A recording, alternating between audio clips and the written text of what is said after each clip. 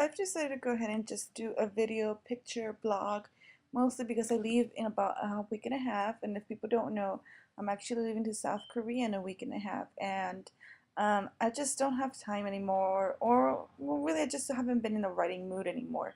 And it's just so far away from the trip. It's been such a long time since the trip that I'm forgetting things. So I decided to go ahead and just do a picture video blog and post it up and show you that. I'll go back to writing once I'm back in South Korea, or maybe even before that, but right now when I get done the Alaska California road trip, and then maybe write a couple from the hikes I've done here in California. Anyways, so these pictures that are coming up, this is the Japanese garden right now with this picture that's happening.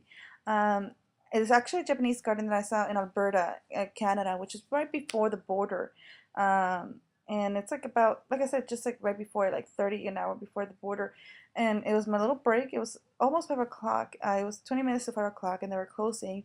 So I really just went through it really quickly, but I would really recommend, just if you were to be there by some reason, to just stop and really have a good hour to spend there. It's such a peaceful place. It's unbelievable how peaceful it is because it's so busy on the outside of the park. The streets are so busy, but this garden was just not only beautiful, beautiful, but it was a very peaceful garden. I just wanted to sit there and just, think or just rest or anything. But I wasn't unfortunately I couldn't, because I got there, like I said, 20 minutes right before 5, and at 5 they closed the garden. Um, but basically it's just a Japanese garden. They give you a little tour actually if you get there earlier in time, but I wasn't, so I just got a little, like, the first introduction of it. And they talk about just they basically just talk about, um, the Japanese garden and how it's built and how they made it balanced, and how things are placed to make sure that everything was in balance with everything along. Like, if you could see the fountain, you couldn't see the lake. It also give you focus on certain things. This is Japanese tea house actually, and they actually built this in Japan and then shipped it over to Canada, and they just put it together in Canada. So that was pretty interesting, and it's beautiful inside as well. Um, but yeah, I loved the little Japanese garden. It was a nice little stop area. It was $7 though. Well, after that, I crossed the Canadian-American border and headed into Montana.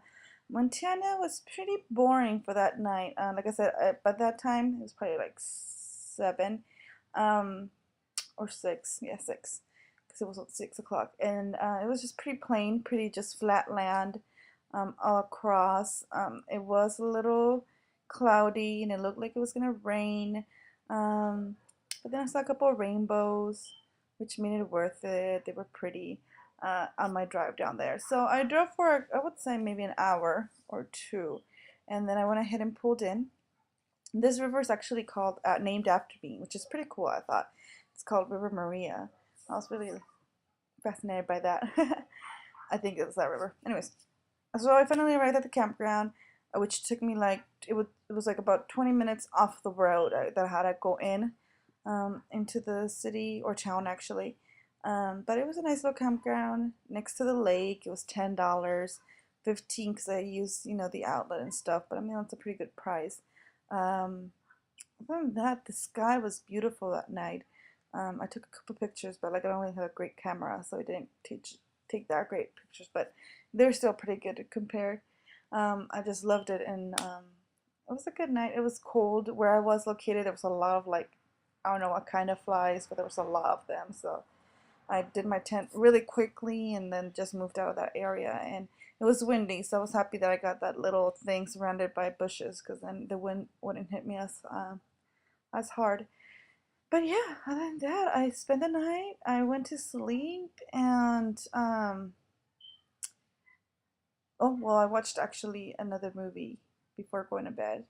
And then, yeah, I went to sleep. And you saw I started burning my milepost. So I was like, it's time to start burning it. Because after this, just from Montana, I would be driving straight to Utah. And then we're officially in the United States. Okay, hope you enjoyed the video. And I will see you all next time. Bye.